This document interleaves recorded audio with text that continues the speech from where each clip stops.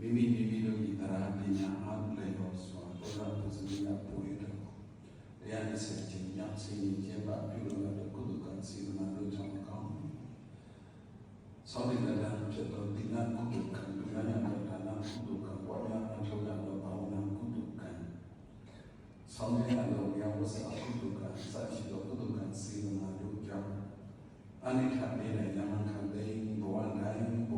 ကင်းလို့ငြိမ်းချမ်းကုန်ပြီဖြစ်ပြီးဒါနသီလသမာဓိပညာကျင့်ဝတ်တရား၄ပါးနိဗ္ဗာန်သတ္တမတရားတို့ကို